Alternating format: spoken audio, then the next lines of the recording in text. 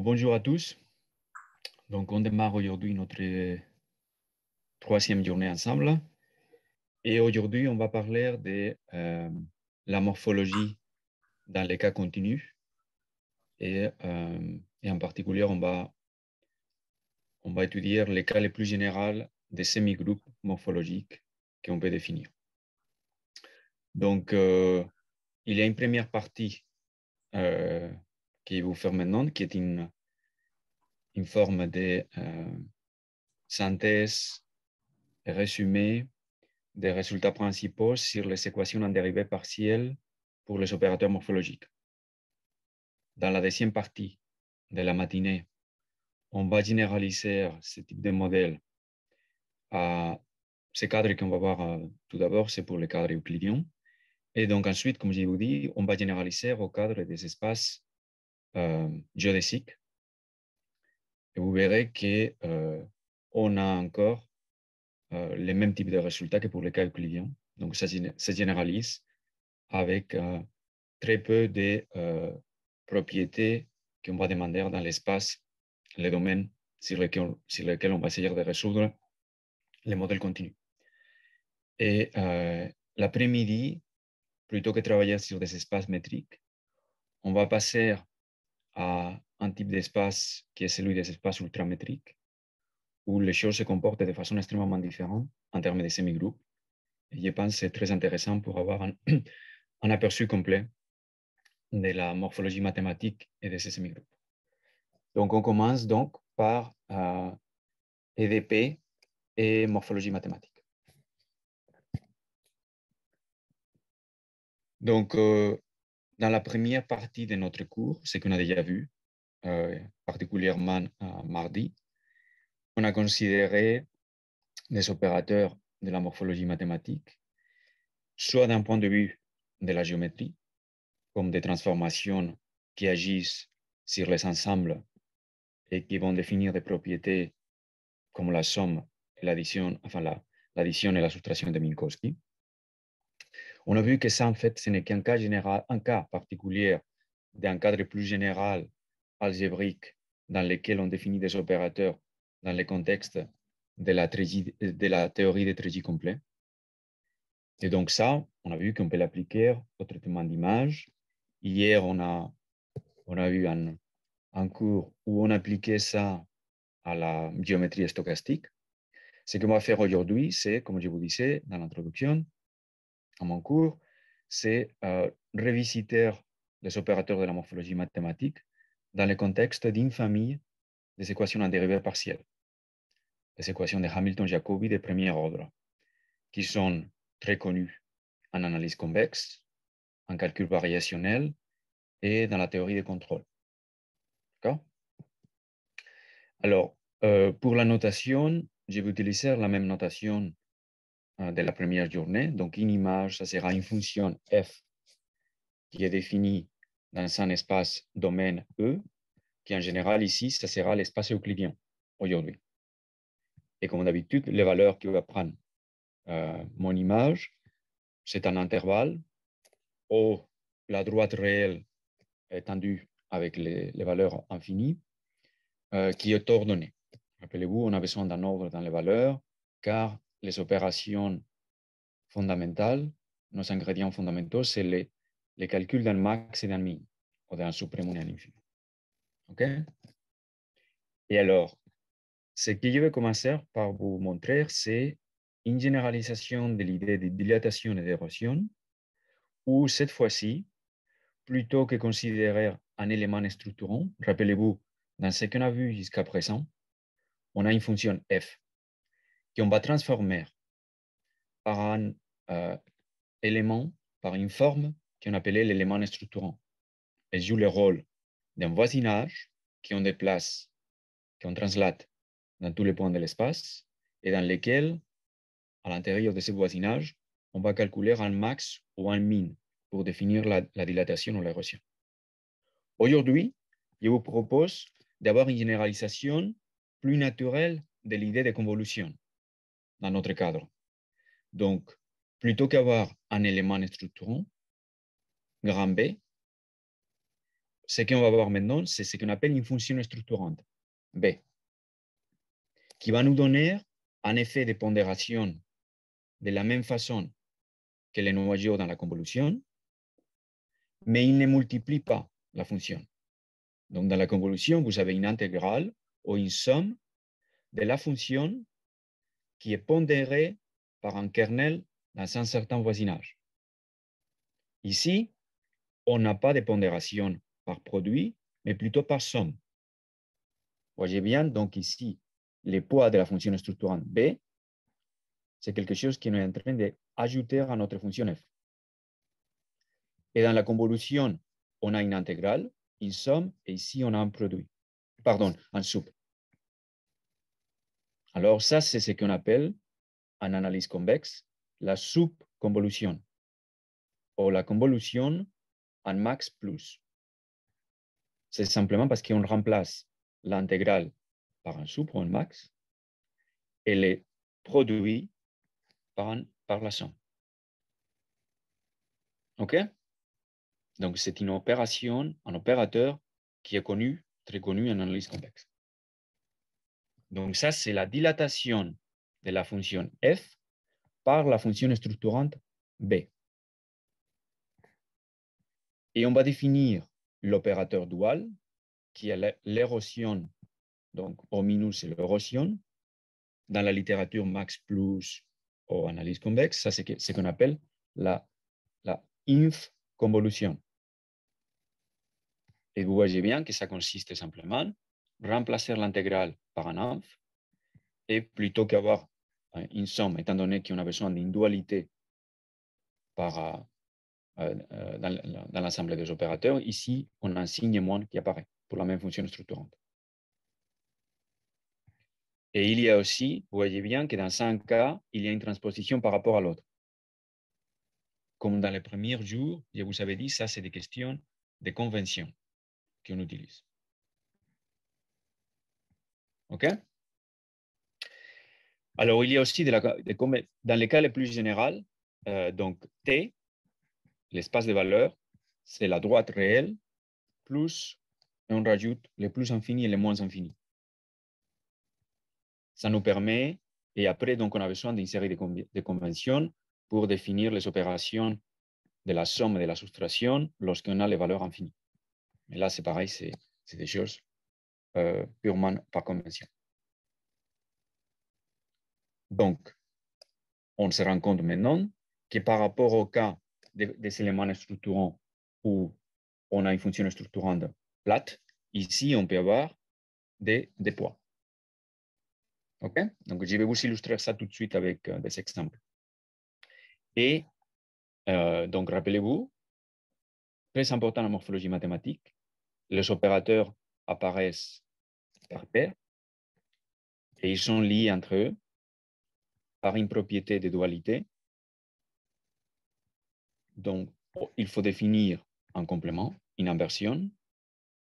Et donc, ensuite, on peut définir l'un des opérateurs simplement en prenant l'involution, l'inversion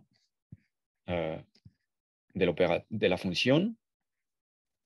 On applique l'opérateur dual et sur le résultat, on applique l'inversion. Et ça, c'est équivalent à avoir calculé l'autre opérateur. Donc, la petite barre qui apparaît ici sur la fonction structurante, c'est simplement la transposition. Là, c'est simplement la façon où parfois on est en train de rajouter la fonction structurante telle qu'elle est définie à l'origine, et dans l'opérateur dual, on la transpose. OK?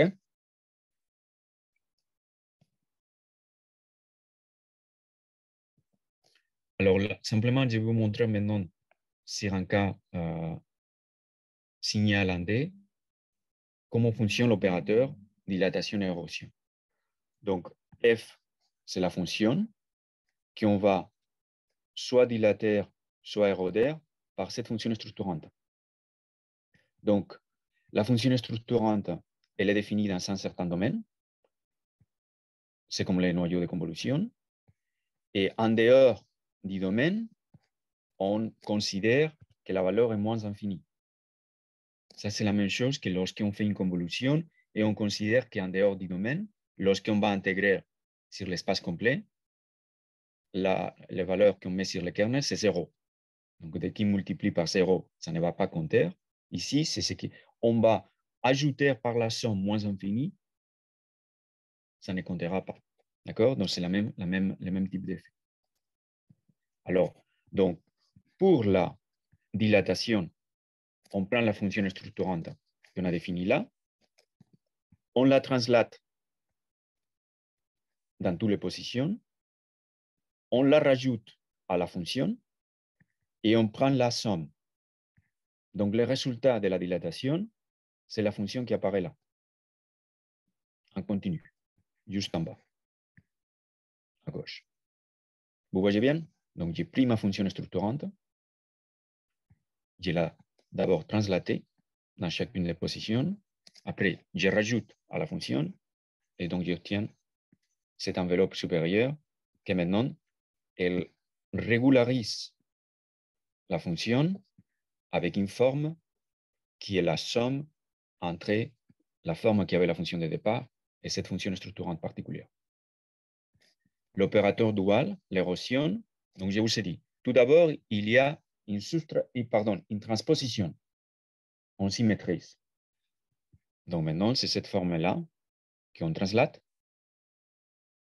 et il y a les signes moins aussi. Et donc, c'est la forme qu'on va maintenant rajouter à notre fonction et calculer le min, l'infimum, et donc ça vous donne cette enveloppe inférieure que vous avez là. Donc ça, c'est l'effet de calculer la subconvolution ou dilatation et la inf-convolution ou érosion. D'accord? Donc, bien évidemment, ces cadres fonctionnels comprennent les cas de fonctions structurantes, des éléments structurants, des formes qu'on avait vues la première journée et qu'on a utilisé hier pour la géométrie stochastique.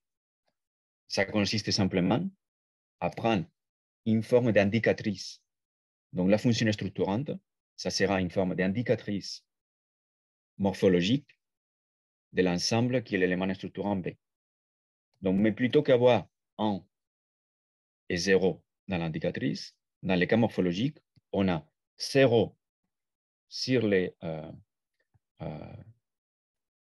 supports de notre élément structurant B et moins infini ailleurs. Et dans ces cas-là, on récupère une sub et inf avec une fenêtre glissante qui contient la forme de l'élément structurant. D'accord? Donc, c'est bien ça. Donc, si vous regardez, lorsqu'on utilise une fonction structurante B qui contient 0 ou moins infini, on va récupérer l'opérateur sub et inf dans son voisinage B qui correspond exactement à la dilatation qu'on appelle plate qu'on avait regardé la première journée. Donc, les cas fonctionnels avec des fonctions structurantes généralisent notre cas plus géométrique qu'on avait regardé la première journée. Et rappelez-vous, à partir de la dilatation et de l'érosion, on peut définir une ouverture ou une fermeture qui consiste donc à appliquer d'abord un opérateur. Donc, par exemple, pour l'ouverture, on commence par l'érosion et sur le résultat, on fait une dilatation avec la même fonction structurante. D'accord? Comme on avait fait pour le cas plat. Et donc, c'est justement l'effet que dans 5 cas, on transpose et dans l'autre, on ne transpose pas, qui nous permet de composer les opérateurs et d'avoir un effet de l'opérateur qui, d'une certaine façon, est indépendant de la localisation de la fonction structurante à l'origine. Et avec ça, la même théorie que je vous avais expliquée la première journée sur le filtrage morphologique, tous les filtres qu'on peut construire, où je les avais illustrés exclusivement pour les cas avec des fonctions avec des éléments structurants, on peut le faire avec des fonctions structurantes. Donc, par exemple, là, je vous montre pour une fonction f et une fonction structurante g qui apparaît là, les résultats de faire une ouverture par cette fonction structurante, c'est-à-dire faire d'abord une érosion suivie d'une dilatation, pour les résultats de faire une fermeture. Donc, la même interprétation géométrique, la même intuition qu'on avait eue la première journée. L'ouverture consiste à prendre, dans ce cas-là, la fonction structurante G qui apparaît là, et vous la déplacez sous la fonction. Et là où vous ne pouvez plus monter vers le haut, vous gardez la forme qui vous donne la fonction structurante. Vous voyez bien, je prends cette fonction, ce triangle-là, je le déplace. Ici, je ne peux plus monter. Alors, ça, c'est la forme qu'il y aura. Je déplace le triangle. À nouveau, j'essaie de le monter. Ça, c'est le plus haut que je peux monter sans sortir de ma fonction, du sous-graphe de la fonction. Je continue. Donc, vous voyez bien, c'est une forme d'union des parties invariantes sous la fonction. Et la fermeture va consister à, vous prenez la fonction structurante, vous l'inversez, et on la déplace par le haut de cette façon-là. OK? Et donc, ça, c'est le type de régularisation que vous allez obtenir. Donc, imaginez maintenant que si vous avez une fonction structurante, par exemple, une parabole ou un demi-cercle, donc une fonction structurante très régulière, et vous la déplacez sous la fonction, ou sur la fonction, le résultat sera une fonction beaucoup plus régulière. Et en fait, vous contrôlez la régularité qui a la fonction par la régularité de la fonction structurante. OK? Donc, ça, c'est la raison pour laquelle la soupe et la convolution ont des propriétés de régularisation lipsicienne qui sont très importantes en analyse convexe. Elles jouent aussi un rôle très important en optimisation. Peut-être parmi vous, vous connaissez déjà l'opérateur proximal.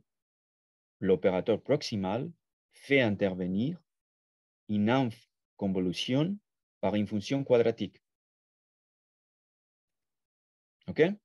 Donc, il y a une connexion théorique et pratique fondamentale entre la régularisation dans l'optimisation et l'analyse convexe et les opérateurs que je viens de vous montrer qui s'utilisent aussi en morphologie mathématique. OK? Est-ce que vous savez, j'imagine, vous avez eu un cours d'optimisation avec l'opérateur proximal? Donc là, je vous rappelle donc, des opérateurs subconvolution et inf-convolution qu'on peut définir donc dans l'espace euclidien. Et maintenant, ce qu'on va faire, c'est relier ça, ce type d'opérateur-là, à une famille de CDP, des équations en dérivée partielle. D'accord? Donc, pour cette partie sur les CDP, on va utiliser la notation classique. Donc, si vous avez fait un cours en équation en dérivée partielle, je vais simplement utiliser la notation habituelle. Pour les dérivés partiels, pour l'opérateur on n'aura pas besoin de l'opérateur de la place, d'ailleurs. Simplement pour les gradients de la fonction. Donc, on va travailler donc, ici par simplicité. On se place dans les cas où notre domaine, on est dans un ouvert qui est un sous-ensemble de R2. Donc, on a des coordonnées spatiales, X et Y. Et notre fonction va être définie. On est dans un cas continu avec une EDP qu'on va résoudre dans le temps. Donc, on est défini dans l'espace à 2 dimensions fois le temps positif. OK? Et là, on a des valeurs donc, qui sont réelles. Nos images vont être des valeurs réelles. Alors,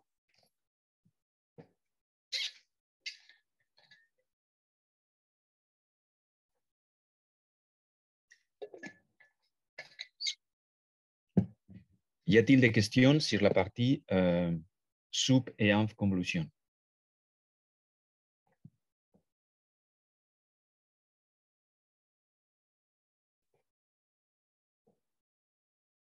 OK. S'il n'y a pas de questions, alors on va passer, comme je vous dis, à quelle est la famille des équations en dérivée partielle qui sont en lien avec les opérateurs de la morphologie mathématique. Et Donc, c'est ce qu'on appelle les équations de Hamilton-Jacobi de premier ordre. Et en particulier, on va travailler dans un problème de Cauchy. Donc, on aura une EDP avec une condition initiale. Et donc, l'EDP aura cette forme-là, dans les cas les plus généraux. Donc, ça, c'est l'équation de Hamilton-Jacobi. Après, on va la simplifier. Mais ça, c'est... On se place dans un cadre qui est celui dans lequel on a la dérivée dans le temps et on a un Hamiltonien, cette fonction H, grand H, qui apparaît là, c'est ce qu'on appelle dans ce type de modèle-là les Hamiltoniens.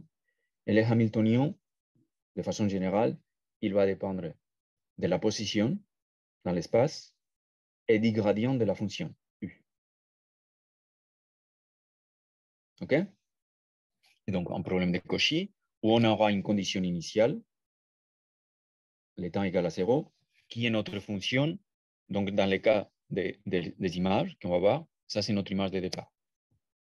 Et ce qu'on essaie, c'est de résoudre cette EDP dans le temps et de savoir à quoi ressemble la solution de l'EDP à un instant donné, lorsqu'on a cette forme-là.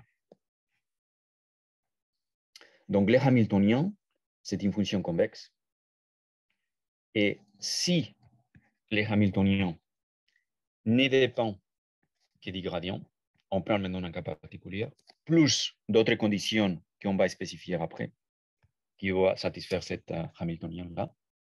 La solution qu'on appelle solution de viscosité de cette EDP est donnée par cette expression que vous avez là, qui fait intervenir, maintenant, rappelez-vous de la façon où on a défini l'érosion. Donc, elle fait intervenir, c'est une forme de convolution. Donc, ça, c'est pour chaque instant temporel. C'est une forme de convolution de notre condition initiale. Et la fonction structurante qui apparaît ici, si on utilise maintenant notre terminologie, c'est ce qu'on appelle la transformée de Fenchel-Legendre du Hamiltonien, avec un scaling, avec un facteur d'échelle, T, qui est justement à l'instant temporel. Ça, c'est le cas général de la théorie de la solution ce qu'on appelle les solutions de viscosité de ce type d'EDP. OK? Donc, vous voyez apparaître l'opérateur érosion lié à ce modèle d'équation en EDP. Donc, les cas les plus simples, maintenant, ça consiste à prendre un Hamiltonien. Donc, ici, H, c'est une fonction convexe, comme je vous dis, qui doit satisfaire d'autres propriétés, de façon à pouvoir définir le dual dans le sens de la convexité avec la transformée de Fenchel et Legendre. Les cas les plus simples de EDP, qu'on appelle morphologique, c'est celle qui apparaît là. Donc, vous avez la dérivée de U dans le temps est égale soit au max, soit au min de la norme du gradient. Donc, avec le signe plus, la solution de viscosité de ce problème de Cauchy, avec condition initiale image, c'est la dilatation de mon image par une fonction structurante qui va dépendre des plates qui aura, on va voir tout de suite le cas particulier de norme, mais qui aura une taille T, qui est le temps dans lequel on est en train de la résoudre. OK? Si on prend le signe moins, c'est l'érosion. Quand j'ai parlé à plusieurs reprises des solutions de viscosité. En fait, c'est une façon de définir la solution qui n'est pas celle qui est classique. En fait, là, c'est la théorie qu'on appelle de Lyons, où il avait démontré que ce type de solution-là satisfait l'EDP, même si elle n'est pas toujours différenciable. D'accord? Alors, comment on va... Mais permettez-moi de revenir un instant ici. Donc, vous voyez là, je vous ai montré cette forme générale des fonctions structurantes qui fait intervenir donc la transformé de Legendre du Hamiltonien et un scaling T qui apparaît là. On va étudier ça un peu en détail maintenant. D'accord? Donc, ce qu'on va s'intéresser, c'est à des fonctions structurantes. Donc là, je vous avais montré tout au début de ma présentation une dilatation, une érosion fonctionnelle, et je n'avais imposé aucune. La fonction structurante peut être n'importe quoi. Je n'avais pas demandé aucune propriété. Dans les cas de solutions qu'on est en train de considérer pour des CDP, la fonction structurante qui va apparaître va toujours avoir une forme particulière, c'est forme concave. Donc, on aura typiquement des formes de ce type-là. Et elles sont aussi ce qu'on appelle multi-échelles. Multi-échelles, car il y a toujours un paramètre d'échelle T qui va nous permettre, à partir d'une certaine forme, de définir l'équivalent d'un homothétique lorsqu'on travaillait dans les cas convexes pour la morphologie plate. Si vous vous rappelez la première journée, j'avais dit il y a un cas particulier d'éléments structurants lorsqu'il est convexe, sur lequel on va pouvoir définir des homothétiques. Et c'est la somme de Minkowski des homothétiques qui donne lieu à un semi-groupe que j'avais déjà évoqué. Vous vous rappelez de ça? Donc, la transposition de cette idée-là au cas fonctionnel va faire intervenir, à partir d'une fonction d'une forme concave, je vais construire l'équivalent de l'homothétique, qui est cette déformation multi-échelle, qui consiste à faire un scaling, on met à l'échelle les coordonnées spatiales x et y, et on pondère la valeur de la fonction par cette échelle t. OK? Si on a des familles de fonctions structurantes définies de cette façon-là, la dilatation de la fonction structurante au paramètre S par celle au paramètre T, c'est la fonction structurante au paramètre S plus T. OK? Donc, on a un semi-groupe lié à la subconvolution ou à la dilatation qui est défini dans le cas général pour toute fonction concave si on construit la famille de cette façon-là. Et c'est ce type de fonction multi-échelle qu'on va utiliser pour construire des dilatations et des érosions, donc qui vont dépendre de la même façon. Donc, c'est un peu la généralisation de l'idée de vous avez une fonction, un élément structurant qui est un disque et on génère des disques de taille croissante. Dans les cas fonctionnels, on le fait de cette façon-là. Et en fait, donc, les solutions de viscosité du modèle de Hamilton-Jacobi général que je vous ai montré donnent lieu à ce type de fonctions structurantes multi-échelles. OK? Est-ce que ça c'est clair?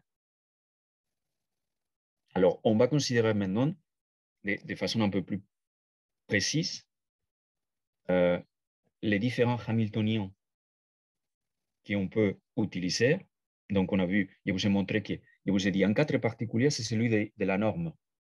On va avoir une norme, par exemple, la norme L2, et si on sait calculer la transformée de Legendre de la norme, on saura à quoi ressemble la fonction structurante correspondante.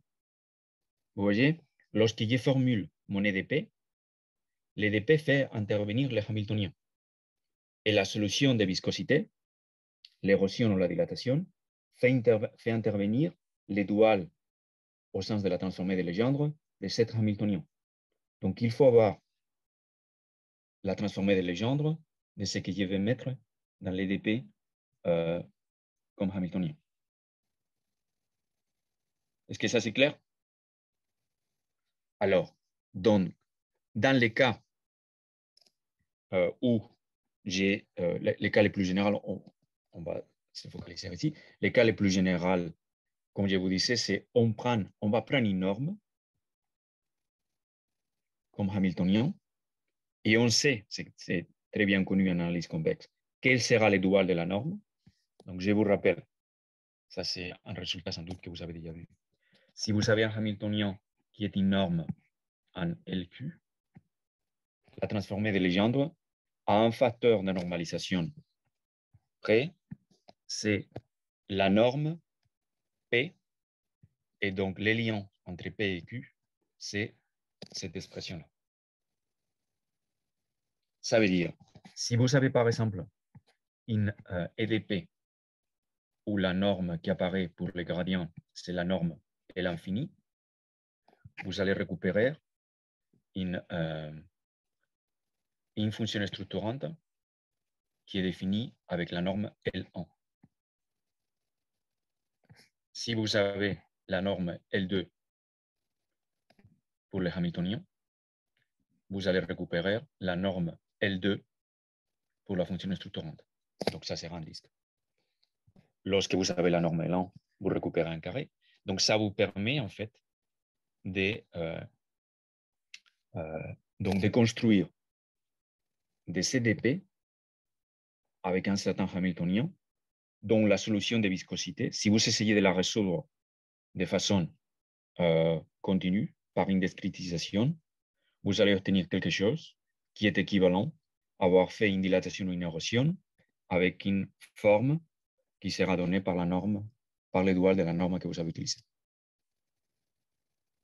Donc ça, c'est pour les cas où on a un Hamiltonien qui dépend de la norme de cette façon-là. Il y a d'autres Hamiltoniens qu'on peut définir dans lesquels on va, plutôt qu'utiliser simplement la norme, on va utiliser d'autres formes plus complexes de Hamiltoniens. Par exemple, comment on fait pour construire un Hamiltonien tel que la solution de viscosité sera équivalente à faire une dilatation ou une érosion avec une fonction structurante concave qui est juste la demi-sphère ou le demi-cercle en D. Bon, dans ces cas-là, ça c'est l'expression qui aura les Hamiltoniens correspondants. Et là, je vous montre ce qui est considéré comme les cas canoniques dans ce contexte des équations de Hamilton-Jacobi. C'est le cas où ce qu'on considère comme Hamiltonien, c'est la norme L2 au carré. C'est celui qui a de loin les meilleures propriétés dans la transformation. Et donc, dans ces cas-là, parce qu'il y a un facteur, je vous avais dit, il y a toujours un facteur multiplicatif qui on était en train de, pour chacune des normes, qu'on était plus ou moins en train d'ignorer. Ici, le facteur multiplicatif, il apparaît de façon naturelle. Dans un côté, il multiplie, et dans l'autre, pour la fonction structurante, il divise. Donc ça, c'est les cas les plus. Et donc, comme je vous dis, donc, Hamiltonien avec la norme L2 au carré, la solution de viscosité fait intervenir une fonction quadratique, une parabole en D. Donc la fonction concave, qui est l'inversion de la parabole. Ça, c'est, comme je vous dis, les cas canoniques. Vous allez les trouver presque tout le temps comme premier cas particulier si vous regardez un livre sur les solutions de viscosité des équations de Hamilton-Jacobi.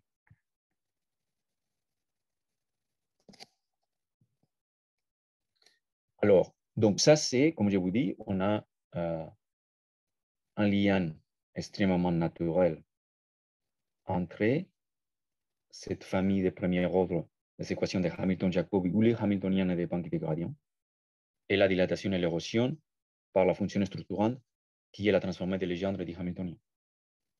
Alors, on peut, il est relativement simple d'imaginer comment je vais faire pour définir un modèle continu pour l'ouverture et la fermeture. Donc, je vous rappelle, l'ouverture consiste à faire d'abord une érosion suivie d'une dilatation. Et la fermeture, c'est l'opérateur dual. Alors, on peut définir une équation en dérivée partielle qui va faire intervenir, et rappelez-vous, donc l'EDP pour la dilatation, c'est celle où on a les gradients. La dérivée dans les temps est égale à plus la norme du gradient, la norme du gradient au carré, ou ce que vous voulez comme Hamiltonien. Et l'érosion, c'est la dérivée partielle dans le temps, est égale à moins ces termes-là. Donc, si on veut calculer, par exemple, une érosion, pardon, une ouverture, ce qu'on fait, c'est on prend un intervalle temporel qui est le double dans le temps de ce qui est les paramètres d'échelle qu'on souhaite pour l'ouverture, S. Donc, on va prendre un T égal à 2 fois S. Et la moitié du temps de T0 à TS, on va résoudre l'érosion. D'accord? Et il faut attendre à cet instant-là pour commencer à résoudre la partie dilatation. Donc, c'est cette équation-là qui apparaît là. Ce qu'il est en train de faire, c'est la moitié de l'intervalle temporel, je suis en train de résoudre l'érosion avec le signe moins. Et l'autre moitié du temps, je vais résoudre la dilatation sur les résultats. D'accord? Vous voyez cette idée-là? Donc, évidemment, on est en train de faire un switch à un certain moment, dès qu'on se rapproche de S dans le temps. Et donc, ce qu'il faut savoir aussi, si vous voulez avoir une équivalence à ce qui est l'ouverture, vous devez attendre à l'instant T égale à 2S. L'ouverture, asymptotiquement, ne sera équivalent au cas convolution à cet instant-là. Si vous faites ça en continu, il faut aussi faire attention au fait que lorsque vous allez vous rapprocher de l'instant où on switch entre une EDP qui est en train de se résoudre en T et l'autre qui va se résoudre dans le time reverse, en revenant en arrière, vous pouvez avoir des discontinuités si vous faites ça en termes de discrétisation.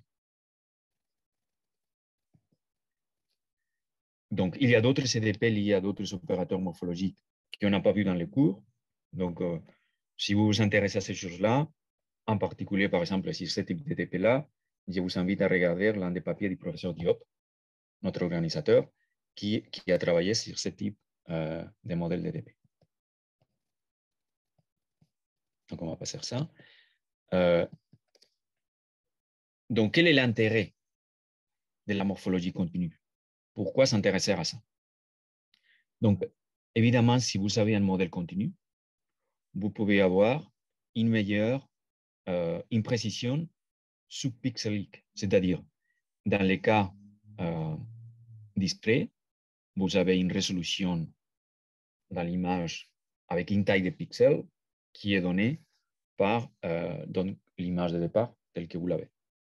Avec ce type de modèle continu, vous pouvez avoir des opérateurs qui vont avoir une précision, une propriété d'isotropie. On peut avoir donc des choses qu'on peut étudier de façon continue et donc beaucoup plus régulière. On a une série de propriétés mathématiques qu'on peut imposer au type de transformation qu'on fera sur les images, qu'on ne peut pas si on se place dans un cadre purement discret. D'accord? Donc, c'est l'idée qu'on travaille sur des opérateurs, sur des voisinages infinitésimaux qu'on ne sait pas implémenter, on ne sait pas mettre en œuvre si on est dans le cas discret. L'intérêt aussi, c'est d'un point de vue aussi de la physique. On peut faire des traitements d'image qui a une interprétation beaucoup plus physique de ce qu'on est en train de faire, avec les fronts d'onde qu'on propague, tout ce que vous pouvez imaginer.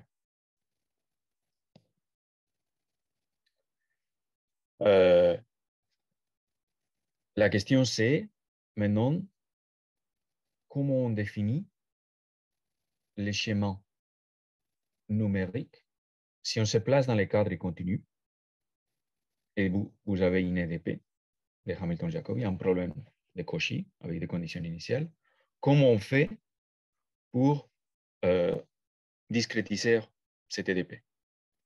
Et en fait, ce type de famille d'EDP, elle est loin d'être trivial sur la façon dont on discrétise, et surtout sur la façon dont on définit les dérivés partiels. Si on veut avoir des propriétés donc de viscosité qui nous permet de relier naturellement nos opérateurs continus. Donc, il y a eu beaucoup de travaux autour de la façon dont on discrétise. Et ce qui a été la référence principale, c'est les travaux autour de la Hauser et Sétienne, ce qu'on appelle les schémas de Hauser et Sétienne, qui travaillaient, eux, de leur côté, sur l'évolution des courbes. Et donc, ils voulaient imposer certaines propriétés de monotonicité dans les schémas de discrétisation. Et donc, la façon dont on va discrétiser dans l'espace et dans le temps aura un impact considérable dans la précision et donc dans l'effet d'éviter des discontinuités et des chocs, ce qu'on appelle des chocs, dans la résolution numérique. Mais il y a déjà une littérature, donc, et je vais vous montrer typiquement à quoi ressemble la discrétisation des dérivés et pour le schéma de Hauser et Sétienne, à quoi ressemble la discrétisation du gradient qui utilise ces dérivés-là. Donc, vous voyez bien, ce n'est pas une différence finie triviale qu'on peut utiliser et les conditions de stabilité habituelles aussi. Je veux dire, il y a une littérature sur la façon de discrétiser et même pareil, j'insiste à nouveau sur les travaux de la Diop, sur les meilleurs schémas numériques pour discrétiser ce type de DP. OK? Donc, vous avez la littérature, donc je vous inclus dans les cours. Si quelqu'un s'intéresse à ce type de problème-là, la littérature.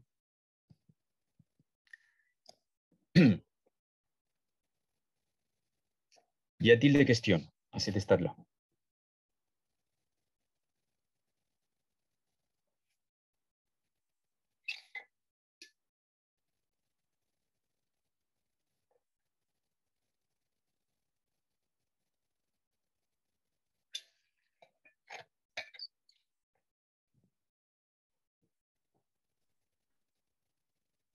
Ok. Bonjour. Oui, bonjour. J'ai deux questions. La première question, c'est pour l'équation de Hamilton-Jacobi. Vous avez considéré l'équation sur Rn. Est-ce qu'on peut utiliser la même démarche des solutions de viscosité si on a le dp sur un domaine borné, par exemple, avec des conditions? Oui, on peut. Ah, d'accord. La deuxième question, c'est à propos le semi-groupe défini. Est-ce qu'on a un équivalent, par exemple, l'opérateur générateur du semi-groupe dans ce cas? Oui. On va, dans la deuxième partie de la journée d'aujourd'hui, on va voir ça. On va voir comment c'est à partir des semi-groupes qu'on génère, c'est le générateur du modèle continu. Ça, on va voir ça dans un cadre plus général, qui est le cadre des espaces géodésiques, qui généralise un peu ce que je vous ai montré. Mais là, c'est là où on va voir que c'est à partir des semi-groupes qu'on génère les modèles continus. Oui, effectivement. Merci beaucoup. De très bonnes questions. Merci. Donc, effectivement, on peut définir dans un domaine, ça ne pose aucun souci. Il aura toujours des soucis en termes de la discrétisation. Lorsqu'on est sur des... donc, les domaines doivent être convexes. Pardon, c'est la seule chose. Donc, attention si on est sur des domaines faiblement convexes ou des choses similaires.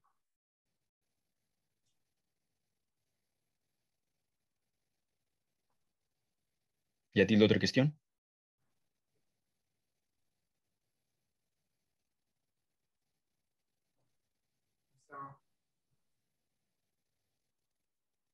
C'est bon? Oui, c'est bon. OK, très bien. Alors, on va continuer. Alors, maintenant, il y a une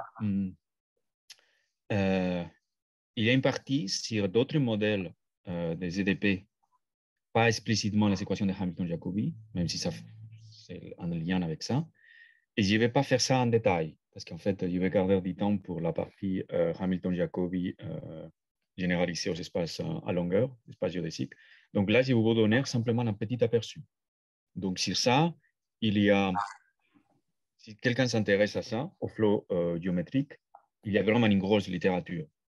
Et à la fin, je vous donne les livres ou les références principales. En fait, la référence principale, c'est un livre de Guillermo Shapiro, si quelqu'un s'intéresse. Et le titre, je pense que le titre, ça fait intervenir flow géométrique, au EDP, et traitement d'image et flow géométrique, quelque chose de similaire. Donc là c'est ce qui nous intéresse dans ce type de modèle continu, c'est l'idée d'évolution d'une courbe. Alors, l'intuition, c'est la suivante. Un ensemble, rappelez-vous, là, on est plutôt dans les cadres, dans un premier temps, pour avoir une intuition, c'est dans les cadres où on est sur une courbe. On a une courbe dans l'espace et on veut la faire évoluer et suivre une certaine EDP qui va changer, donc, typiquement, la courbure de cette courbe-là. On essaye de réduire dans les temps, on essaye de contrôler comment la courbe évolue. Donc, c'est une courbe fermée. Donc, dans les cas, quel est le lien avec la morphologie? Imaginez qu'on est dans un cadre qui est celui de la morphologie binaire, ensembliste, et vous en avez un ensemble qui est défini par sa frontière, qui est une courbe fermée. Ça, c'est l'intuition de départ pour imaginer pourquoi on va arriver à la dilatation et l'érosion. Et donc, vous savez bien comment on définit, avec la dérivée seconde, la courbure. Donc, quelle est l'EDP typique sur laquelle, une fois on a paramétrisé notre courbe, on va définir l'évolution, la propagation. On peut le voir comme la propagation d'un front. C'est comme si cette courbe-là définissait une onde et il y a une propagation de ce front-là. Et donc, c'est bien la courbe va évoluer dans les temps selon une certaine... Vous m'entendez? OK, il y avait un bruit. Donc, on a une vitesse qui va faire évoluer localement selon la normale de la courbe.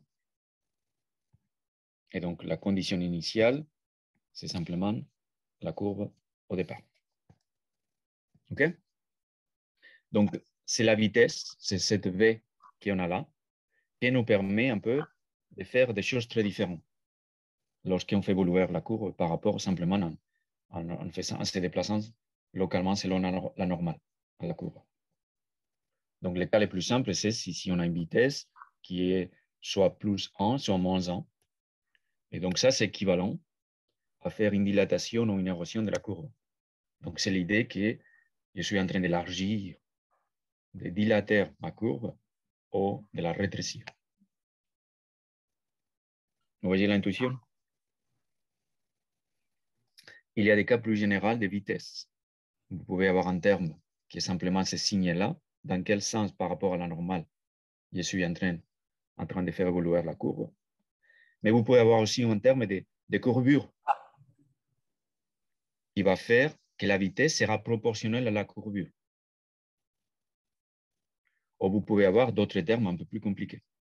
Donc, ce modèle que je vous ai montré avec une vitesse V générale, selon ce que vous allez rajouter comme V, vous pouvez avoir différentes choses. Donc, comme je vous dis, si vous prenez le cas trivial, plus 1, moins 1, c'est la dilatation et l'érosion. Alors, comment on utilise ce type de modèle-là lorsqu'on passe au cas, pas de courbe, mais au cas fonctionnel? C'est ce qu'on appelle la formulation par des level set. Alors, quelle est l'idée? C'est, on imagine que notre courbe, dans les temps, c'est l'ensemble des niveaux d'une certaine fonction. Et donc, on va faire évoluer chacun des ensembles des niveaux.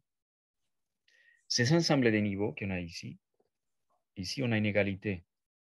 Les premiers jours, quand je vous avais parlé d'un lien entre morphologie mathématique ensembliste et fonctionnel, j'avais parlé de ça per level 7. Je disais la fonction est plus grande ou égale à un certain lambda.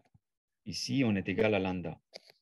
Parce que ce qu'on considère, c'est les courbes, donc les ciseaux courbes pour chacun des niveaux. OK?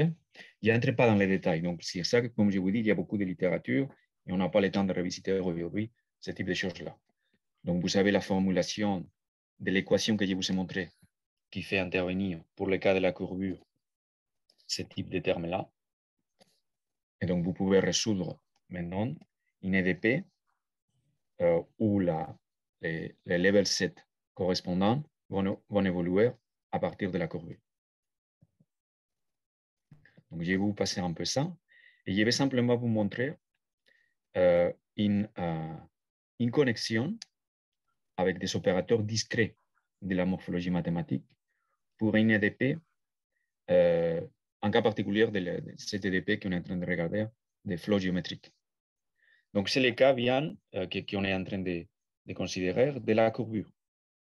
On fait évoluer la courbe avec une vitesse qui est proportionnelle à la courbure. D'accord? Donc, ça, c'est ce qu'on appelle les flots euclidiens. Et donc, ça, on peut les résoudre par des level 7, tels qu'on était en train de voir dans les slides précédents. Petite parenthèse, avant d'aller à la connexion morphologique. Il y a un autre flot de courbure géométrique qui fait intervenir la courbure, dans lequel la courbure a une puissance d'un tiers. Ça, c'est ce qu'on appelle le flot géométrique affine. Il est affine parce qu'il est invariant aux transformations affines de la courbe. D'accord? Très important dans la littérature, ce qu'on appelle cette flot de courbure affine ou affine invariant. Donc, je n'entrerai pas dans les détails. Ça, c'est pour regarder le livre de Guillermo Sapiro et vous avez la démonstration de pourquoi c'est un tiers sur la courbure qui fait apparaître. Donc, dans tous ces flots de courbure, ce qu'il faut imaginer, c'est que si vous faites évoluer une courbe quelconque, par exemple non convexe, le flot de courbure dans le temps va progressivement convexifier votre courbe et va converger à la fin vers une forme elliptique et finalement un point.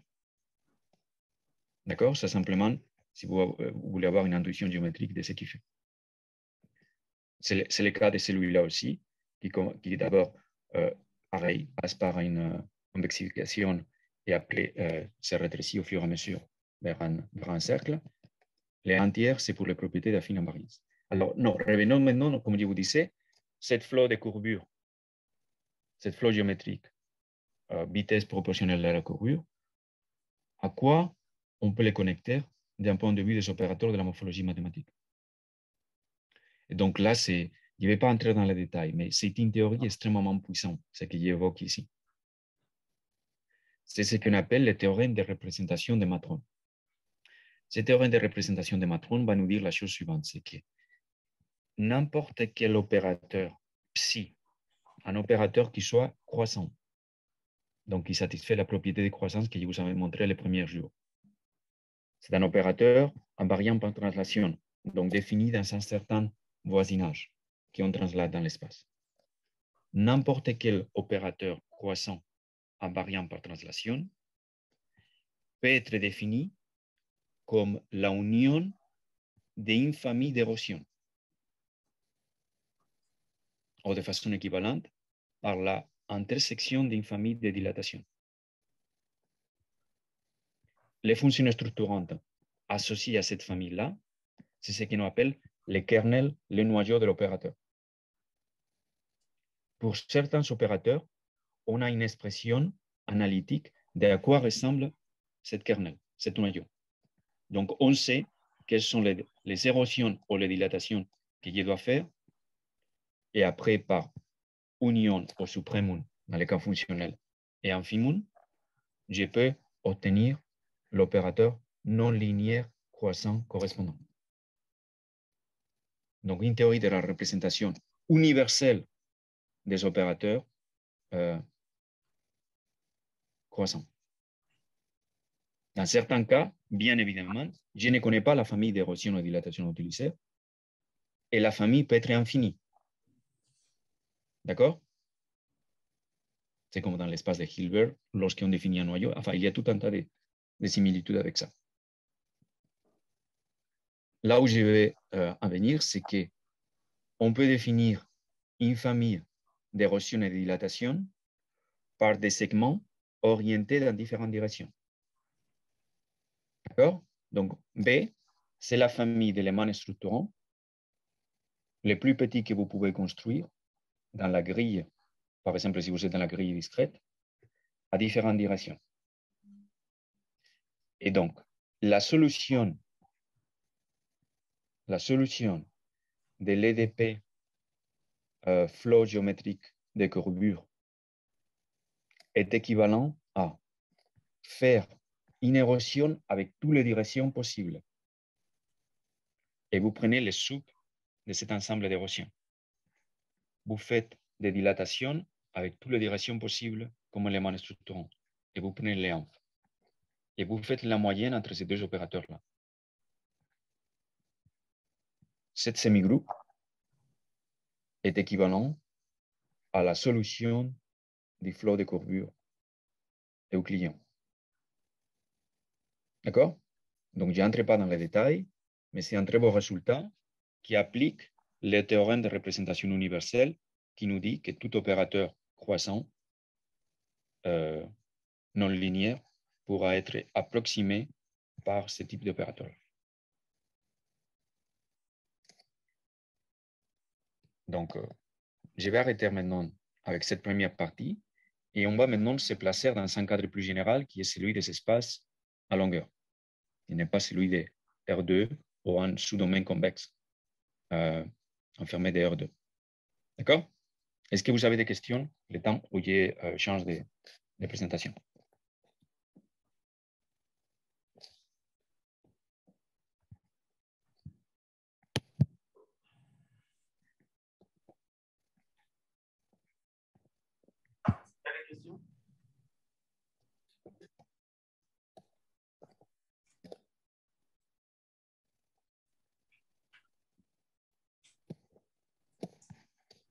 Pas de questions?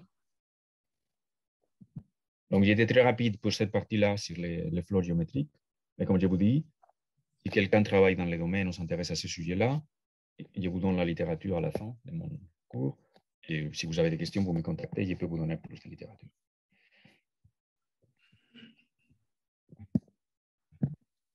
OK. Donc, deuxième partie de la matinée. Donc,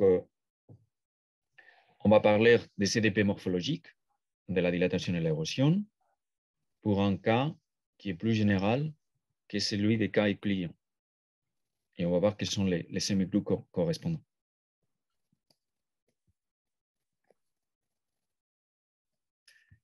Alors, on a vu, on vient de voir, les opérateurs morphologiques sont définis de façon classique pour les images dans la grille discrète, ou vous pouvez considérer ça comme un domaine continu. On peut généraliser toute la théorie que je vous ai montrée jusqu'à maintenant au cas des domaines qui sont des variétés riemanniennes. C'est-à-dire, vous avez une métrique locale qui varie de façon smooth. Donc, on a une propriété dans l'espace riemanien qui nous permet de généraliser complètement la théorie que je vous ai montrée. Donc, ça, c'est des choses que j'avais fait dans le passé. Et il y a des modèles continus dans ces cadres-là qui ont été proposés très récemment par Eladi. La question, c'est est-ce qu'on a besoin d'une structure riemannienne pour définir la théorie des semi-groupes morphologiques? Ou est-ce qu'on peut avoir quelque chose d'un peu plus général? Et jusqu'à où on peut y aller dans les cas généraux? Comme je vous dis, dans les cas riemanniens, tout se passe bien. alors jusqu'à où on peut y aller. Et on va donc regarder quelle est la limite pour avoir des semi-groupes. Donc, pour les cas euclidiens riemanniens, tout se passe bien. Alors, qu'est-ce qu'on va faire? On va regarder qu'est-ce qui a été fait sur des CDP de type Hamilton-Jacobi dans ce qu'on va appeler les espaces à longueur. C'est une notion de Gromov qui, à quelques subtilités près, c'est ce qu'on appellerait un espace géodésique. Je reviendrai sur ça. Et donc, ça nous permet de formuler des opérateurs morphologiques et en particulier des semi-groupes dans ce contexte-là. Et ce qu'on va voir, c'est qu'on va voir apparaître, évidemment, on est dans une structure mathématique où l'ingrédient fondamental qui définit la structure de l'espace, c'est la distance métrique. Donc, nos fonctions structurantes qu'on va utiliser dans les semi-groupes vont utiliser la distance métrique de l'espace. Et on aura l'équivalent de Hamiltonien. Rappelez-vous, les Hamiltoniens, on avait dit que ça doit être une fonction convexe, de sorte que lorsque je calcule les duals par le gendre Fenchel, je récupère la forme concave. Alors, si c'est un sujet qui vous intéresse, qu'est-ce qu'il faut regarder comme littérature? Alors, il faut regarder dans le contexte de la morphologie mathématique, bien entendu. Il faut regarder les travaux qu'il y a eu sur ce qu'on appelle les CDP morphologiques sur graphes. Donc, c'est les travaux notamment d'Elmo Attas et des collaborateurs. Et donc là, ce qu'ils ont fait, c'est définir sur les graphes quelque chose qui permet, rappelez-vous, les CDP morphologiques font intervenir la norme du gradient de la fonction dans les Hamiltoniens. Donc, ce qu'ils ont essayé, c'est de définir l'équivalent d'une dérivée dans les graphes qui va permettre d'avoir une notion de gradient. Et donc, après, un schéma numérique sur les graphes qui utilise ça.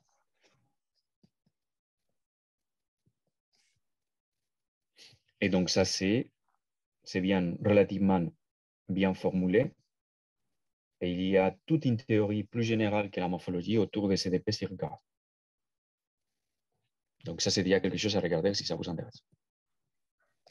Ici, ce qu'on va regarder, c'est plutôt... il y a une question. Je vous en prie. Rapprochez-vous, hein, comme d'habitude. Ici, le graphe, c'est graphe de point ou graphe de fonction. Je n'ai pas entendu. Plus proche, s'il vous plaît. En fait, il demande si c'est un graphe de point ou un graphe de fonction. Non, il faut le voir comme un graphe de points. C'est-à-dire, à la place d'avoir la structure sur laquelle on travaille, c'est plutôt qu'avoir des pixels sur une grille régulière. Vous avez un graphe avec certains, comment on appelle vertex en français, Julien?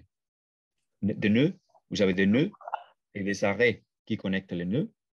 Et la valeur de votre image se trouve que sur les nœuds, pas sur une grille régulière. Maintenant, on est dans un cadre où on a passé de la grille régulière de pixels à une fonction dont le domaine, c'est les graphes, les nodes du graphe. Et les interactions, ce n'est pas par des voisinages locaux dans la grille régulière, mais elle est portée par les arêtes du graphe. Et donc, lorsqu'on définit les gradients, c'est pour ça, vous savez ici, si vous regardez dans le deuxième point là, donc pour chacun des nœuds, on va regarder quelles sont les arêtes qui me connectent à ces voisins. Et c'est le poids que j'ai sur les arêtes que j'utilise pour définir une forme de dérivé premier pondéré par ce type de choses-là. Donc, c'est clair? OK, donc on continue. Donc, ce qu'on va faire maintenant, c'est les graphes, c'est une structure discrète qui peut être considéré comme un espace à longueur, on va avoir quelque chose d'un peu plus général. Et donc, c'est ça qu'on va utiliser, on va revisiter un peu ce qui a été les travaux autour des semi-groupes et des CDP de Hamilton-Jacobi pour les espaces à longueur et géodésique. Et donc, dans quel contexte ça a été formulé? Simplement une curiosité, si ça vous intéresse, quelle a été la motivation? C'est les travaux notamment on va utiliser les travaux, les premiers papiers sur la question, c'était Villani, Cédric Villani qui avait travaillé sur ça. La raison pour laquelle il avait étudié ça, c'était qu'il avait besoin de ce type de semi-groupe pour démontrer certaines inégalités en transport optimal. OK? Donc, c'était vraiment un résultat pour lui intermédiaire, secondaire, nécessaire à démontrer certains types d'inégalités qui jouent un rôle très important dans la théorie du transport optimal. Mais pour nous, c'est ce qu'il nous faut dans le cadre de la morphologie. Donc là, je revisite un peu ça. Donc, un premier papier en 2007 et d'autres papiers, d'autres gens qui ont par la suite regardé un peu plus en détail ou généralisé.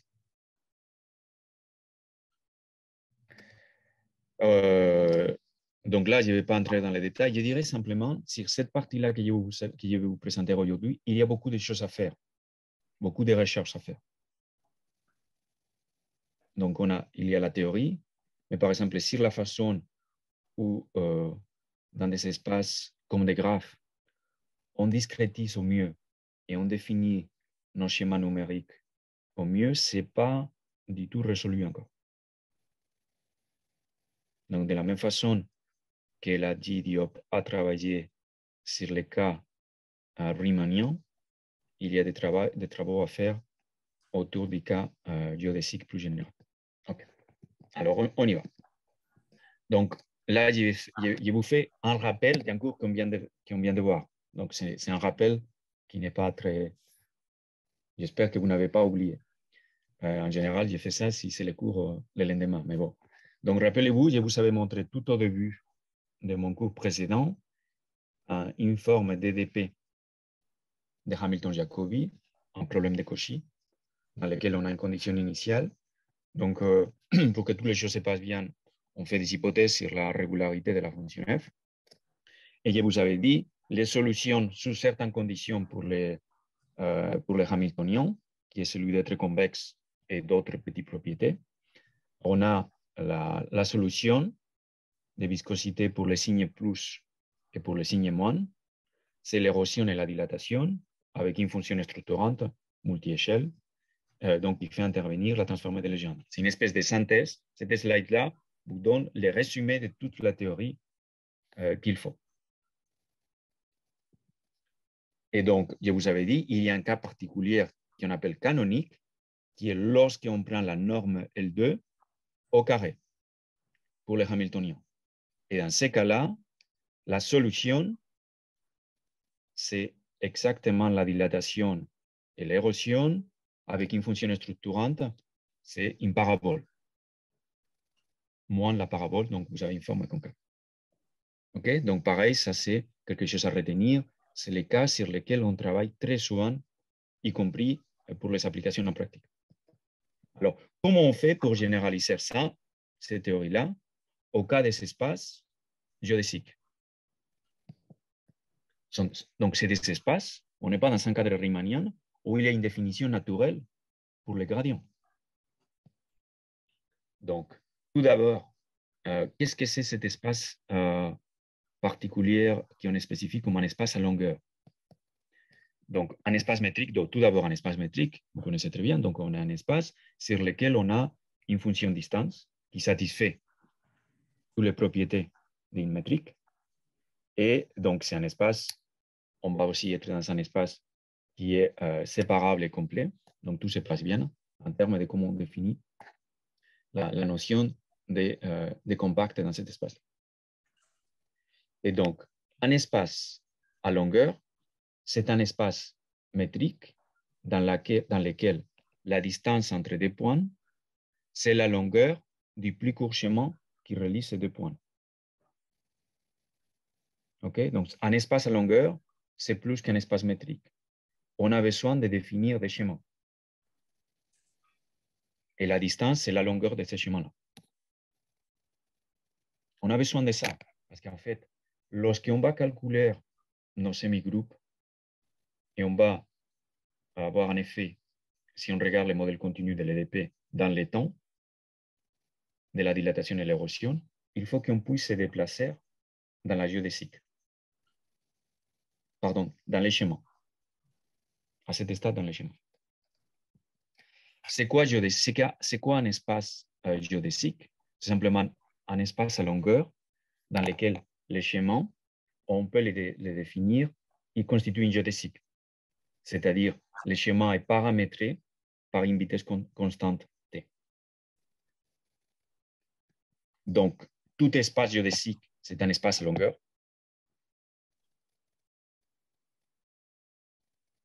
Et on a certains cas d'espace à longueur qui ne sont pas géodésiques, car on ne peut pas définir la géodésie. Il y a une question. Oui. Est-ce qu'on doit dire qu'un espace longueur doit être forcément connexe? Vous voulez dire tous les points doivent être connectés à tous les points? Oui. Non, ce n'est pas nécessaire.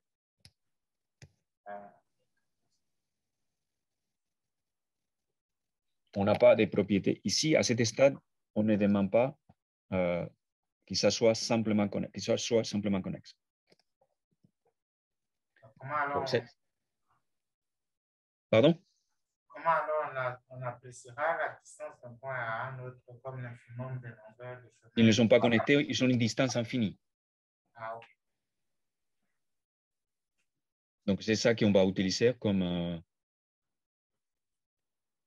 la distance, elle peut prendre des valeurs infinies pour les trucs qu'on fera.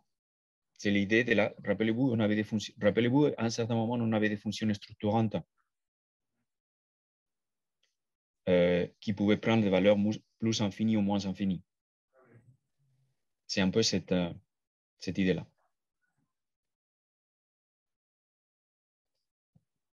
Si c'est convexe, les choses deviennent plus simples. Ça, on va passer à ces détails-là. Et donc, évidemment, l'ingrédient fondamental de qui on essaie de mettre en place des modèles continus, c'est comment on définit la notion de gradient, comment on définit des dérivés dans un espace métrique. Quel est l'équivalent du gradient dans l'espace métrique? Et donc, c'est là où il y a une définition qui est la suivante. Donc, le gradient métrique d'une fonction va être défini de cette façon-là. Donc, on est en train de regarder la variation de la fonction selon qu'on se rapproche autant qu'on peut dans cet espace métrique. C'est l'idée de voisinage infinitésimal dans l'espace métrique.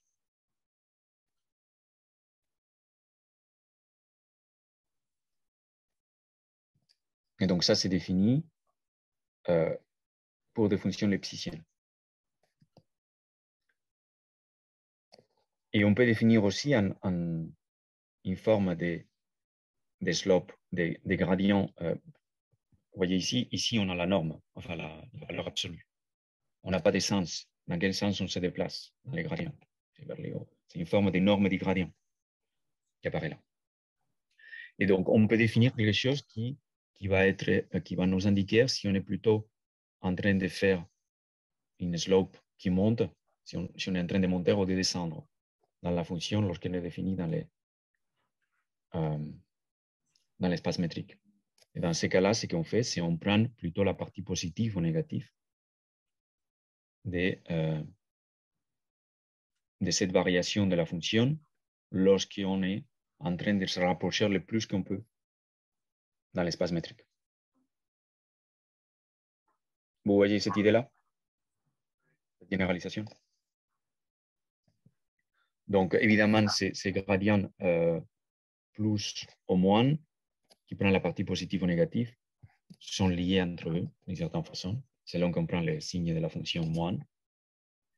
Et donc, en général, pour la façon où on définit les modèles continus, par convention, on peut travailler simplement avec l'un des deux gradients.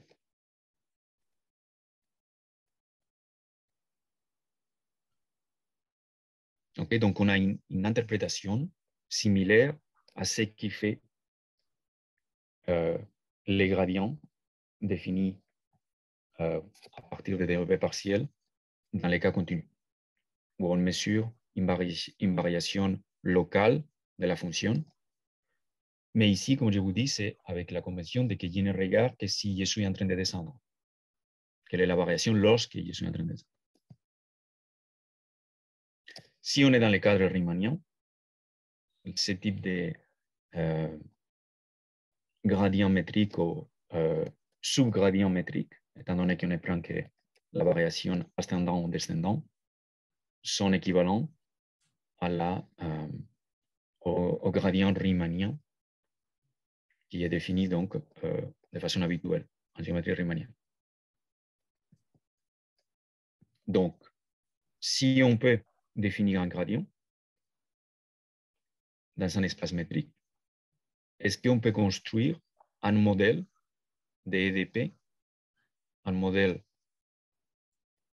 continu, dans le sens où il est fait évoluer dans le temps discrétisé, et à quoi ressemblerait donc les semi-groupes correspondants. Donc, on est à nouveau dans les cadres, initialement les cadres métriques. Et donc, ce que je vais vous montrer maintenant, c'est à quoi ressemblerait si dans ce cadre-là, je vais définir une érosion et une dilatation multi-échelle. À quoi ressemblerait donc la dilatation et l'érosion. Donc, évidemment, c'est juste la transposition du cas euclidien qu'on connaît. Donc, je vais définir une dilatation et une érosion à l'échelle T qui vont être définies par les sub et les inf, donc d'une forme de subconvolution ou de inf-convolution. Et donc ici, vous voyez bien qu'à la place d'avoir, comme dans les cas quadratiques, une forme qui dépend de la norme, ça va dépendre de la distance.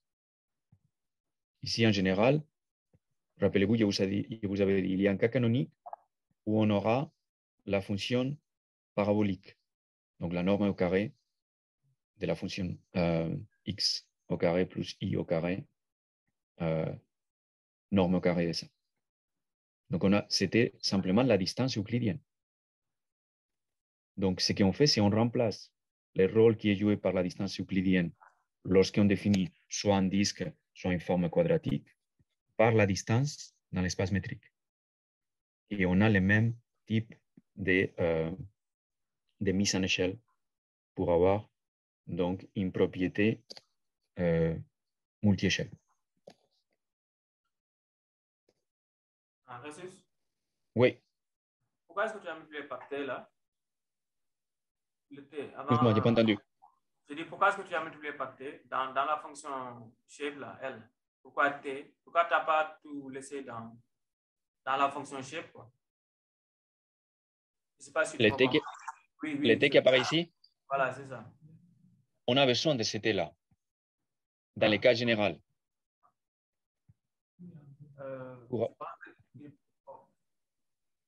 Dans les cas où ça c'est pour les cas les plus généraux, où on utilise un Hamiltonien convexe qui va donner lieu à une Lagrangian qui est la transformée de Legendre-Fenchel. Dans des cas particuliers, par exemple dans les cas où tu as la norme au carré, ici, tu vas avoir un T au carré.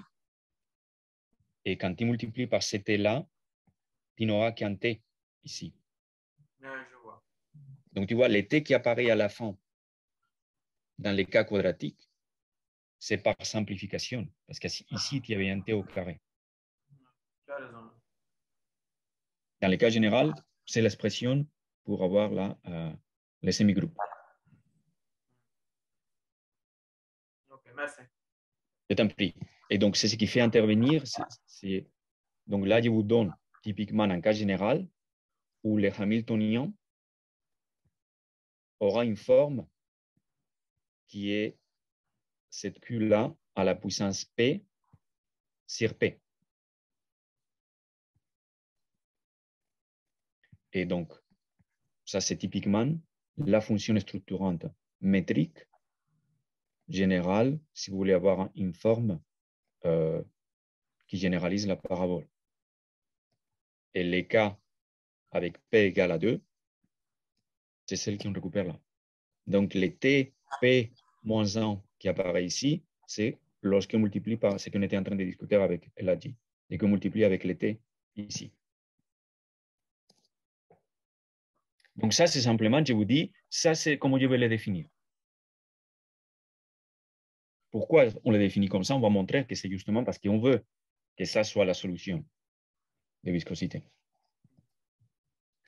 Alors, si on prend ces opérateurs qui est définis là, cette dilatation et cette érosion-là, quelles sont les propriétés algébriques qu'ils sont? Alors, on peut montrer qu'ils vont satisfaire toutes les propriétés habituelles pour les opérateurs morphologiques. C'est-à-dire, elles vont constituer une forme de pseudo-inverse qu'on appelle l'adjonction. Elle satisfait une égalité, ce qu'on appelle une connexion de Galois en algèbre. Elles sont duaux par les compléments, par l'involution. C'est des opérateurs qui sont croissants. Si des fonctions sont ordonnées, la dilatation et l'érosion suivent le même ordre. La dilatation est extensive, l'érosion est anti-extensive. Il y a une propriété d'ordre par rapport à l'échelle.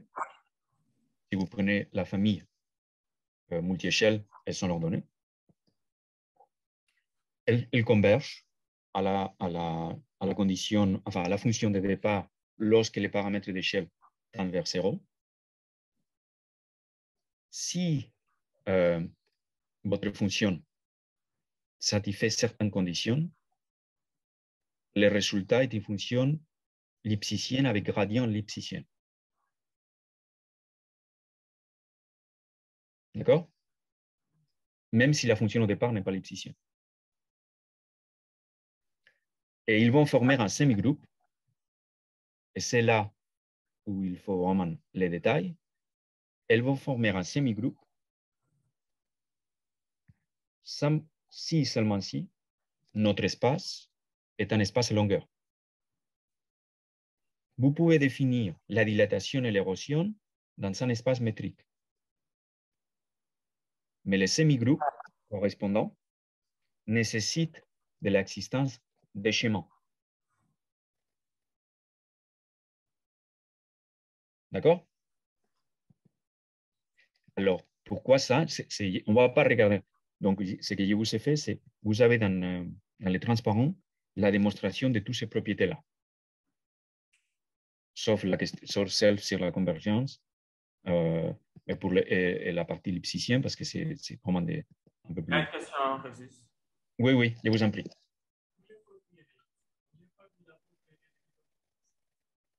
Il dit qu'il n'a Il pas faut... vu la propriété d'importance. Ils ne sont pas idempotents. C'est des érosions et des dilatations. Rappelez-vous, les opérateurs idempotents, c'est lorsqu'on compose la dilatation et l'érosion. Mais la question est parfaite, parce que cet après-midi, je vais vous montrer des érosions et des dilatations qui sont idempotentes. Lorsqu'on est dans le cadre des espaces ultramétriques, pas des espaces métriques. Donc, on va se rappeler de cette question-là. À cet stade, dilatation et érosion ne sont pas idempotents. Vous continuez à l'appliquer et vous appliquez le semi-groupe. Une dilatation à l'échelle T suivi d'une dilatation à l'échelle T. C'est une dilatation à l'échelle T plus T. Idempotence voudrait dire une dilatation à l'échelle T, suivie d'une dilatation à l'échelle T, et une dilatation à l'échelle T. Ici, on a un semi-groupe additif. Les effets se composent par somme. OK? Et alors, il y a insiste sur ça. Oui, je vous en prie. Oui, au niveau de ces travaux-là, j'ai vu que vous avez exposé le travail sur les variétés compactes. Quel est l'intérêt de travailler sur les variétés compactes? Parce que ces travaux-là, c'est vérifier si on est dans l'air.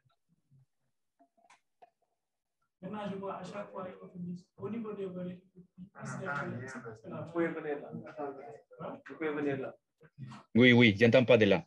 Plus proche, s'il vous plaît.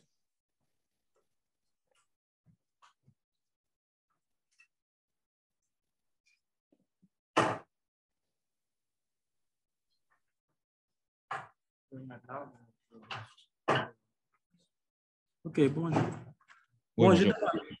je demande quel est l'intérêt de travailler avec les variétés compactes. J'ai vu que tous ces travaux-là restent vérifiés si on est dans RN. Maintenant, dès qu'on entre dans les variétés riemanniennes, on suppose toujours que la variété doit rester compacte. Est-ce que c'est du fait que dans les variétés compactes, on a l'équivalence des métriques ou bien quel est l'intérêt quoi? Quel est l'intérêt d'avoir des choses compactes? Oui, oui, c'est ça. L'hypothèse de cette idée de compact est lorsqu'on est en train de définir la façon où on se rapproche de façon locale, de façon, je dirais, infinitésimale dans ce type de structure-là, entre les points pour définir ce type de variation par sous PDF, on a besoin d'une propriété d'être compacte dans l'espace. Si on n'a pas ça, on aura des problèmes topologiques qui vont impliquer ensuite des problèmes de définition de cette idée de séquence de points qui se rapprochent pour pouvoir définir des variations locales. Donc, dans la vie réelle des applications, toutes les structures sur lesquelles vous allez travailler, vous pouvez faire une hypothèse qu'elles sont compactes. Ou vous fermez, vous avez des... Si ce n'est pas compact, initialement, vous n'allez pas travailler sur des choses qui sont des intervalles ouverts ou ce type de choses-là. Vous pouvez toujours compactifier l'espace sur lequel vous allez travailler. Mais c'est travailler sur des compacts, même dans les cas euclidiens, est fondamental dans les opérateurs qui ont défini de la dilatation et l'érosion. Rappelez-vous, toute la théorie que je vous avais donnée hier sur les ensembles aléatoires nécessite aussi d'une hypothèse de travailler sur des compacts. Donc, ce n'est pas exclusivement des détails techniques sur lorsqu'on passe à des variétés riemanniennes ou lorsqu'on passe à des espaces métriques qu'on va définir comme étant localement compacts. C'est fondamental du départ pour avoir ensuite un comportement de nos opérateurs qu'on peut contrôler dans ce type de cas.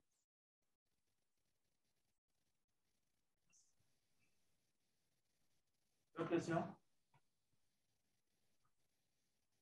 Merci, tu peux poursuivre. OK, on va continuer.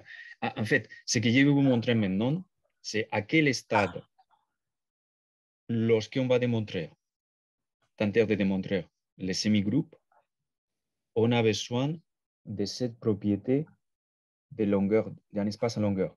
Pourquoi on a besoin de schéma?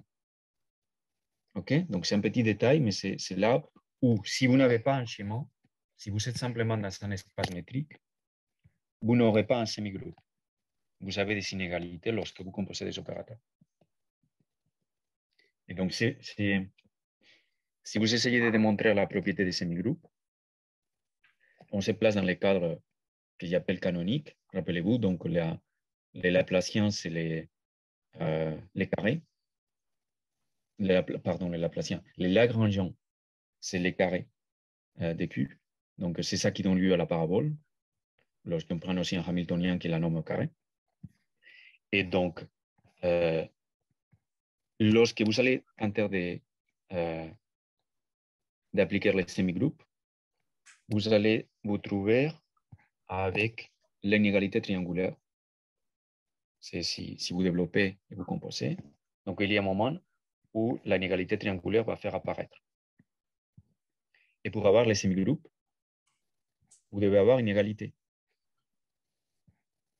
Et cette égalité-là, vous pouvez l'avoir si seulement si il existe un schéma, et vous choisissez ce schéma-là qui a la longueur la plus courte. Donc, vous êtes en train de vous déplacer pour aller de X à Y. Vous allez passer par un Z qui est dans le schéma. Et dans ces cas-là, si vous suivez la géodésique, vous aurez une inégalité là, une inégalité qui va vous permettre d'avoir les semi-groupes. Sinon, vous n'avez que l'inégalité. Et c'est ce qui explique qu'on n'a pas les semi-groupes. Vous voyez cette intuition-là? Pourquoi lorsqu'on va composer des dilatations et des érosions à différentes échelles, il faut qu'on puisse se déplacer toujours sur des chemins géodésiques.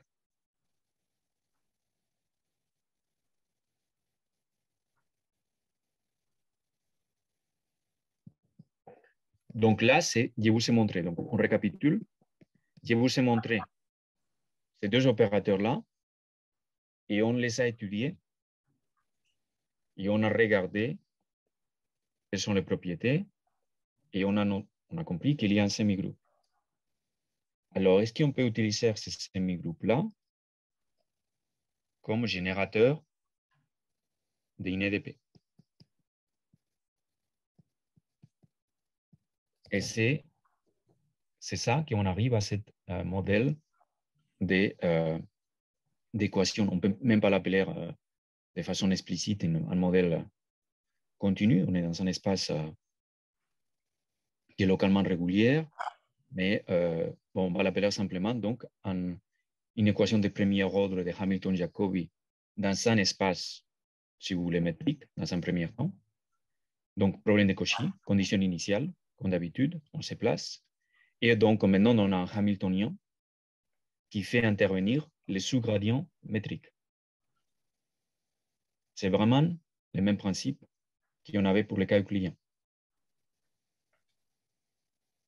Et on peut construire par la transformée de Legendre quel est le Lagrangien correspondant à ces Hamiltoniens. Et donc, c'est dans les papiers de Villani qu'il a été démontré que la solution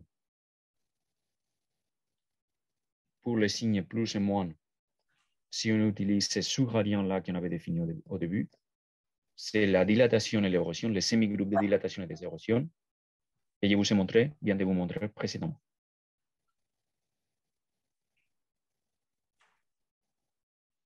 OK? Alors, la façon de démontrer ça, ça consiste, comme je vous dis, à partir du semi-groupe et les considérer, ce semi-groupe-là, comme le générateur d'un modèle qu'on va discrétiser et qu'on va ensuite transformer donc dans un modèle continu une fois on l'a discrétisé. Donc, il est très facile de démontrer que ça, c'est l'EDP. Donc, je vous ai mis justement en 4 slides, vous avez la démonstration détaillée pour ce cadre général, si vous le regardez. Et comme je vous dis, notre point de départ, c'est la propriété des semi-groupes Donc, notez bien, ça, c'est là une érosion à l'échelle T. Et on va considérer que l'érosion à l'échelle T, pardon, c'est l'érosion à l'échelle S suivie d'une érosion à l'échelle T-S. Donc, on est en train de générer l'échelle T à partir de l'échelle S plus une érosion d'échelle T-S. On va discrétiser ça et on va arriver donc à un modèle qui fait intervenir à un moment la transformée de Legendre correspondant et à l'EDP correspondant. OK? Donc, ce qu'il faut retenir. Pardon? Donc, tu montres que c'est une sous-solution, puis après, tu montres que c'est une sous-solution. Exactement. Exactement. Et c'est la même démarche qu'on fait dans les cas euclidiens. On montre l'inégalité, d'abord une sous-solution, une sur-solution, et donc l'égalité. C'est exactement ça.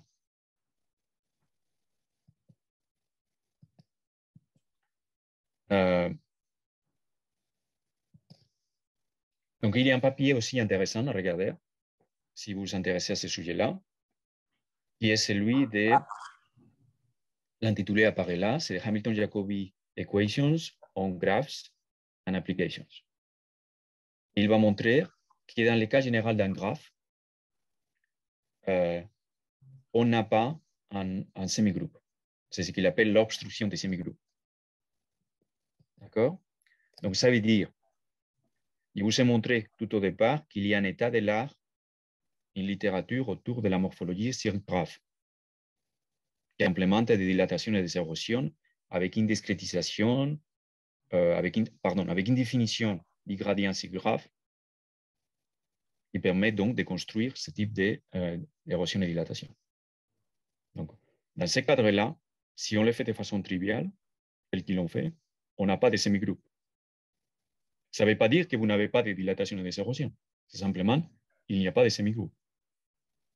Alors, si vous voulez avoir des semi-groupes, il y a une solution qui est proposée dans ce papier-là, pour le cas des graphes.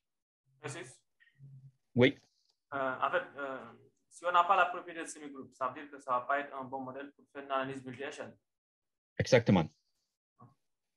Donc, si tu n'as pas de semi-groupe, ça veut dire, par exemple, que tu n'auras pas de dilatation et des érosions lorsque tu vas les composer ensemble, l'un après l'autre, qui vont donner lieu à une granulométrie. Les ouvertures ne vont pas constituer une famille d'ouvertures multi-échelles.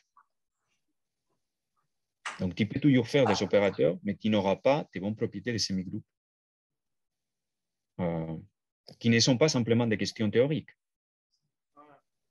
C'est une analyse multi-échelle dans certaines situations. Elle est fondamentale, cette action-là. Alors, donc là, c'est un sujet intéressant, je pense, à explorer. C'est comment on fait pour avoir des semi-groupes dans les cas des graphes. Quelle est la façon de rendre les choses un peu plus géodésiques, au sens de, rappelez-vous, on a besoin de choses qui, on puisse paramétrer les problèmes des graphes. La difficulté principale des graphes, c'est qu'il est difficile de définir un schéma sur lequel on peut paramétrer de façon à vitesse constante, d'une certaine façon. Alors, la solution qui est proposée dans ces papiers-là, je la trouve très, très intéressante, qui consiste à utiliser à considérer que vous en avez une forme de pondération, presque comme si vous remplacez ce qui se passe dans un vertex, dans les nodes d'un graphe, par une espèce de noyau de convolution qui va rendre les choses, lorsque vous vous déplacez sur les différents arêtes, un peu plus, je dirais, continu. C'est comme il fait une régularisation, quoi. Et c'est une régularisation, effectivement. Et il le fait sur les arêtes? Ça s'est fait, tu vois, c'est fait en pondérant les distances. C'est comme si tu remplaces la présence de, plutôt qu'avoir un nœud comme un objet qui est une delta, tu vas le placer, le rendre plus régulier en mettant un noyau qui pondère. Donc, les interactions entre les nœuds deviennent des interactions beaucoup plus régulières. Une autre façon de le voir, c'est comme si d'une certaine façon, tu prenais ton arête et tu les discrétisais. C'est un sujet, de mon point de vue personnellement, je trouve que intéressant à explorer. Comment on met ça en œuvre et comment on étudie de façon un peu plus fine les CDP, enfin les modèles Hamilton-Jacobi correspondants. Donc ça, c'est pour avoir un semi-groupe. Mais à quoi ressemblent les modèles continus, enfin l'équation de Hamilton-Jacobi, ça, c'est pas étudié encore dans ces papiers-là que je vous montre. Ça veut dire qu'il n'a pas montré que c'est une solution de viscosité de quoi que ce soit. Exactement. Il a montré que ça donne lieu à un semi-groupe. Simplement ça. Alors, on va arrêter ici pour la matinée, donc pour les cas des espaces à longueur et les cadres, l'intuition de travailler sur des graphes ou des structures qui ne sont pas des grilles régulières. Comme je vous dis, c'est des sujets sur lesquels il y a encore des choses à faire. Et cet après-midi, on va se placer sur un cadre encore plus exotique, qui est celui des espaces ultramétriques. Et là, on verra des semi-groupes qui sont très différents. Donc, on a du temps pour les questions, si vous voulez.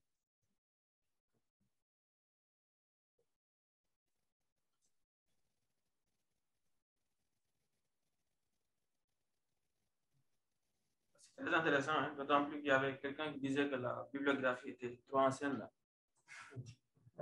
Hier, où on voit qu'il y a plein de choses qui se font et c'est très bien, je trouve. Oui, oui, enfin, la biblio était très ancienne. Il faut, je veux dire, il aurait pu prendre les parties de ne pas vous faire une introduction à la morphologie historique. Mais je pense que vous n'auriez pas apprécié de la même façon l'intérêt de faire des choses un peu plus modernes. Si je me permets. On est d'accord, la première partie que je vous ai montrée, tous ces biblios-là, est très ancien. C'est normal. Et ce qui est intéressant, je pense, pour vous, comme réflexion, si certains parmi vous font de la recherche, c'est que si vous regardez ce point de vue ancien, formalisé sur des cadres euclidiens, enfin, ce qui est, disons, les contextes habituels pour explorer ces choses-là, peuvent se revisiter aujourd'hui dans d'autres cadres un peu plus difficiles. Par exemple, toute la théorie que je vous ai montrée hier sur les ensembles aléatoires est formulée dans les cas Rn. Même dans les cadres riemanniens, il y a encore des choses à faire.